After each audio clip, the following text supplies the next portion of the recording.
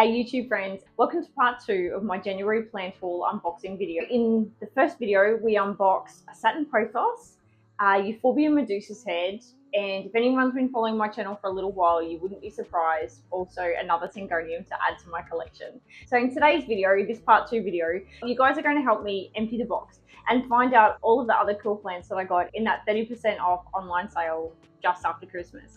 Most importantly though, once we've got the box empty, we're going to need to choose a favorite. And I don't know about you, but I'm going to find that pretty difficult because I'm just in love with all of the plants that I've got in this particular plant haul. I'll be really interested to hear what you think as well.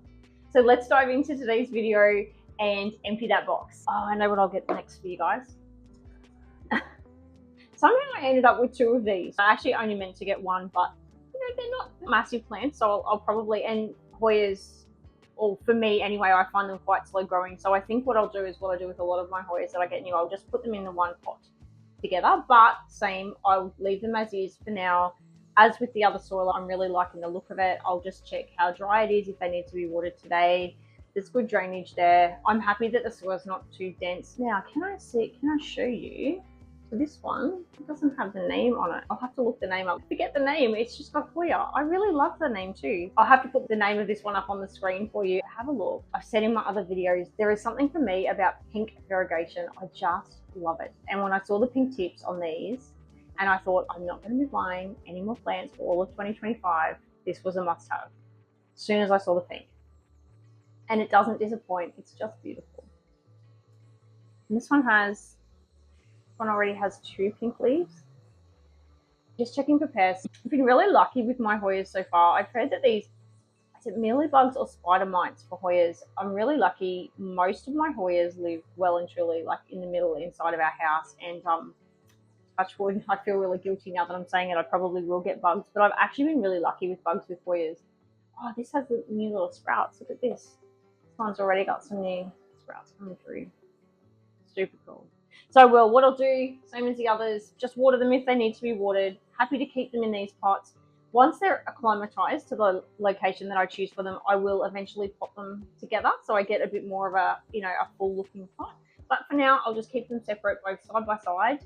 I actually did that. I got 2 variegated Hoyas, a good 18 months ago now. And it's really interesting. I've been growing them side by side in our ensuite, so under our Soltec grow lights, and they're both really healthy, just chugging along as Hoyas do. And one of them has shot up really tall, whereas the other one is just getting thicker. It's just filling out. So it's been really interesting to watch because they're in the same potting mix. They've even got the same outer covers. Transition them both into the arrowed mix. I did that on exactly the same day. They're getting fertilized, watered, they're getting the same amount of light, and yet they've got such a different growing pattern to each other. So it will actually be interesting to do the same. Once again, the scientist in me can't help it, to do the same with these and to see how they go. Let's hit screen record again and find out a little bit more about these Hoyas. I think the first thing we need to find out is for me to remember their name. Yay! It's the first one that came up. Hoya carnosa purple pride. I'm feeling a little bit confident with these guys because I've got another Hoya carnosa that's just got the little speckles through its leaves, and my mum gave it to me. It was one of my very OG plants that I got. Thank goodness she gave it to me just as I'd started getting some sort of clue about plants and stopped drowning succulents. And since then I've actually managed to propagate it, and I now have 2 really big Hoyas, and it's actually growing down beautifully. I'm growing them as a bit of a vine, and yeah, they're going really well. So I'm feeling a little bit confident about these, that I have a bit of a feel for how to grow these guys. Let's read a little bit about them. Feast your eyes on these. It's like a Rio Carnival under your plants. Hoya carnosa purple pride is the name, and she's one hot rare dame, so I love it. Care tips. To flower your Hoya will need good bright light, such as north or even west facing window, but ensure it's not exposed to excessive hot sun. Actually, on that, my carnosa, the one that actually flowers, so the parent plant I've actually got, which one do I have? The parent plant I've actually got in our ensuite, which is underneath the Soltec grow lights. I've got 2 Soltec grow lights in there. The one that's out in our lounge room, which actually does get some afternoon western sun, it's a little bit filtered, but it's, you know, it's pretty intense for a good hour or so, and it gets good light, it's some morning light, and it's a spot that even my spider plants don't do well in. It's a little bit too bright, but the Hoya carnosa is doing really well there, and it's actually flowering compared to the other plants. So yeah, really interesting that it can tolerate a little bit higher light than some of my other tropical plants haven't been able to. Well, that's been my experience anyway. Definitely don't go putting these guys in direct sun. It doesn't get direct sun for very long, but it is a very bright light location. And then the direct sun that it does get is that western afternoon sun. That's been really interesting to watch. The insufficient light will cause the plant to become leggy and prevents flowering. Yep. Hoyas are a semi-succulent, so be sure not to overwater them. Let the soil dry out a fair bit between waterings. I do push that as well. I've mentioned in some of my previous videos, I am a chronic underwaterer. So I used to be an overwaterer, even drowning succulents. I had absolutely no idea. Now I push it for as long as I can with my plants. I try and stretch out the waterings. So to monitor this, you can use your finger to poke into the top 5 centimeters of potting mix and feel the soil moisture level. So that's where I talk about I don't like the soil getting under my fingernails, so I just use those chopsticks. It does exactly the same thing. During winter, when the plant isn't as active growing, you should reduce watering frequency even more. So just getting to know your new plant. So these guys, I'll be doing that. I'll be having those bamboo chopsticks out and I'll be checking them every few days as I get to know them, making sure that I definitely do not overwater them. But your Hoya canosa purple pride will do fine in normal household humidity. Phew! It's best not to mist your Hoyas unless you're wiping or cleaning the leaves, as excess water sitting on the leaf can cause fungal issues, including powdering, mildew, and leaf spot.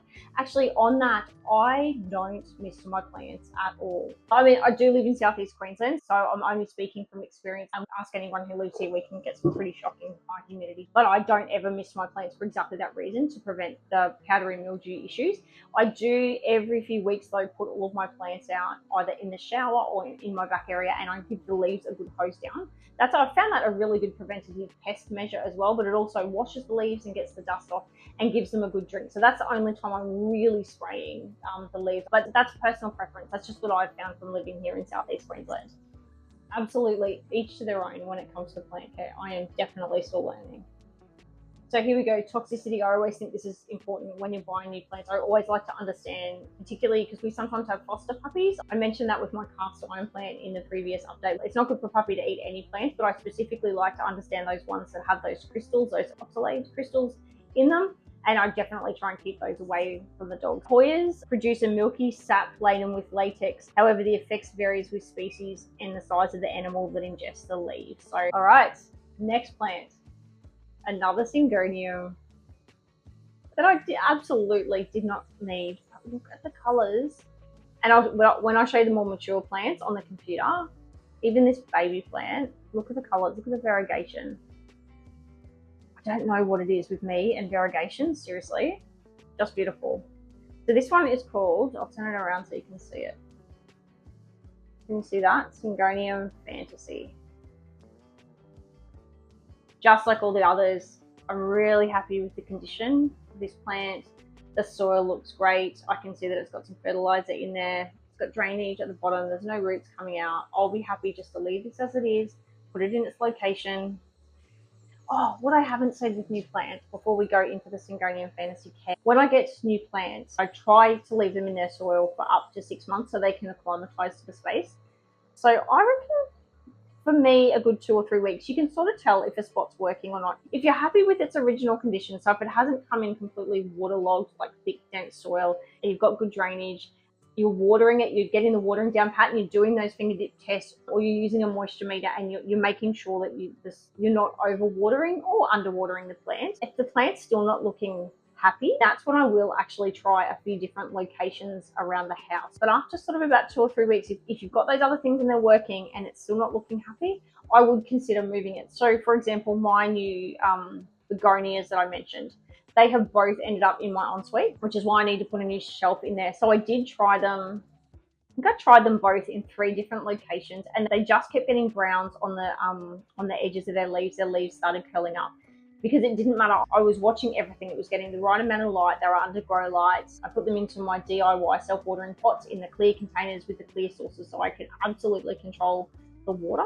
I was feeding it my diluted hydroponic fertilizer. Even though we're here in southeast Queensland and it is summer, it just wasn't enough humidity. And as soon as I moved them into the ensuite and they were getting that regular humidity, oh my goodness. The first Hoya that I got, the Got Hoyas on the brain. The first begonia that I got, the escargot that I've had for a few months now, is actually getting so big. I'm going to have to move it to a different location in the ensuite. So as soon as I got that location right, even though I had to try 2 locations previously, it's just going bananas. Don't do it every few days, but if in a few weeks your plant doesn't look happy in a location, it's okay to try them in different spots around your house. So I definitely do that, particularly with new plants.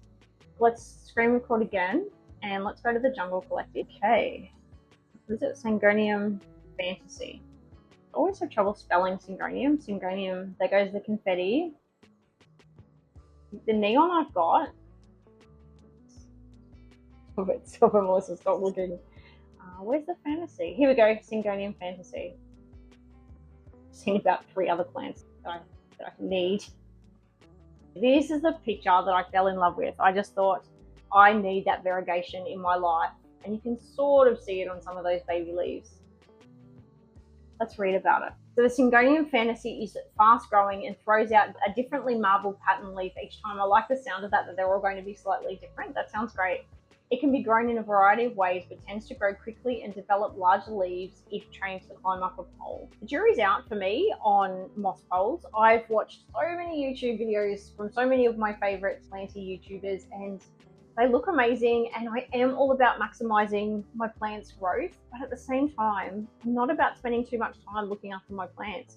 And moss poles to me feel like the watering can become a bit of a thing. It feels like in summer they're watering them at least twice a week. I'm trying to get away from that. Any of my smaller plants in my arid mix that I was having to water twice a week in summer, I've transitioned over to the mab grow, so I'm only having to water them every week, a week and a half. And then the thought of introducing moss poles that I'm going to have to water more regularly. Bought some trellises for my monstera. I might buy a trellis for this guy, but I have to say, I can't see myself in 2025 getting moss poles. Watch this space, I might change my mind, but this will either be vining, which I love vining plants, or it'll be on a trellis. Syngoniums have many common names such as arrowhead plant, arrowhead vine, or simply Syngonium. It is a popular indoor plant because it is so dependable. Absolutely. Oh, definitely one of the things I'm loving about Syngoniums. I don't know how I hadn't discovered them earlier. Fantasy is one of the most attractive and interesting variegated cultivators of the species because each leaf is patterned differently with stunning white variegations. The plant must be propagated from cuttings to maintain that variegation. Okay, yeah, I don't know where I'm going to put this one yet. I do have spots in mind, but I haven't decided. So I think this is one that I need to look at multiple times per day. A place that I spend a lot of time, I guess, each day. New leaves begin reverting back. So one thing to think of, touch wood. Oh, I feel nervous even saying it, but I haven't had this with any of my variegated plants yet so far. Remembering I've only had even the slightest clue of what I'm doing with plants for about 2.5, 3 years now. But you can actually get some variegated species that revert back to fully green, the variegation goes. So what does this say? If new leaves begin reverting back to full green, cut back the plant to encourage new growth from the stems to get even stronger variegation, which will have a higher chance of shooting out variegated leaves. As far as rare plants go, the Syngonium Fantasy is a low maintenance option. I love that word, low maintenance. It is a relatively fast grower and propagates easily. Sounds like a win-win to me. So the Syngonium Fantasy comes from Central and Northern South America, where it grows as a vine up the trunks of tropical rainforest trees secured by its roots. In this environment, the plant is rained upon very regularly and fertilized with dilute solution of nutrients from decaying plant material above it on the tree. The roots then dry off between showers in the gentle breezes. Fantastic. Eventually the vines become too long to manage, and then it's time to take cuttings and put back into the mother pot for a denser display, or we can create new Syngonium Fantasies, which is exactly what I think I'm going to do. Toxicity, really important. So this guy does contain that calcium oxalate crystals that I talked about. So definitely toxic to fur babies, but also human babies as well. I'm really having trouble picking a favorite. I mean, the Satin Pothos has been on my wish list for at least 12 months now. I've only just discovered Syngoniums, but as soon as I saw this plant on the Jungle Collective website, I had to have it. So I guess if this one's been on my wish list, but it was only on my wish list for about 5 minutes before I hit submit for that 30% off sale. Okay, what else have we got in the box? Well, there's one more left in the box. So this one has been on my wish list, I think, for as long as I can remember. Oh, cool. What are they called? A Sizzle Frizzle or Frizzle Sizzle? This is going to go on the centerpiece of our dining table. The general rule of thumb I've said in a few of my other videos is if you can read during the day without a light on, it's enough for a plant to survive. And yep, I can absolutely sit at our dining table and read, but it still feels like quite a low light area. I thought, you know what? It doesn't matter that this is succulent, because anything that sits on my dining table, I have to put out in the light anyway. So why not get one of these? Look at that. One of the little spirals has actually fallen off in transit. Let me show you. So cute. Okay, let's read about it. Why is it not clicking? There we go. So this plant is commonly known as the Frizzle Sizzle plant, or the corkscrew albaca. It's a bulbous succulent native to South Africa and collected the world over for its peculiar spiraling and corkscrew-like foliage. Could not agree more. It is so funky. I have no idea. I can't even picture what sort of pot or anything I'm going to put it in, but it's going to be an absolute feature. I can't wait to show you guys in some of my plant update videos what I finally do with this plant. It's an easy to care for plant. Woohoo! It's drought tolerant and it prefers a bright location and can be grown indoors and out. Oh, thank goodness there's care tips, because I actually have no idea about this plant, apart from the fact that I needed to have it, because who doesn't want a plant with those funky little spirals? Okay, so it's a flowering plant species native to South Africa. It has very distinctive leaves. The plant has an entirely different schedule than what we're normal or familiar with. Its growth spurt happens in cold weather. I didn't know that. And it loves moist soil. It blooms in late winter and produces an attractive butter-like scent and a hint of vanilla. Wow. The plant goes into dormancy during summer, causing it to lose its leaves, and it stays dormant until winter, shedding the dry leaves significantly at the beginning of its dormancy. Keep the bulb healthy and its leaves will grow back in winter. It's best to place a Frizzle Sizzle under the full sun. The plant will still do well if it's only in partial sun, as long as it gets at least 5 to 7 hours of sunlight. So that's the option that I'm going to do with. The more sunlight it gets, the curlier the leaves get. So of a morning, I'm just going to take it outside to that beautiful undercovered, filtered light location, and yeah, it'll get that filtered light all day, summer and winter, that comes through. That should work really well. Watering. It's feast or famine for this bulb succulent when it comes to water availability. Give the plant enough water to thoroughly soak the soil. Best to wait a few days before watering again, ideally when the soil has completely dried out. It should typically receive consistent watering during winter months. During summer's dormancy, cut back on watering to once every 2 to 3 weeks. Oh, I love the sound of that. Average room humidity is more than enough for the Frizzle Sizzle. Fantastic. Too much moisture can cause floppy or soft leaves or non-curling of leaves. That sounds absolutely perfect for us and our dining room. The corkscrew albaca prefers well-draining sandy soil, so I think once again I'm just going to start it off, try it in my arrowed mix. It is well-draining and most of my other succulents are doing really, really well in it.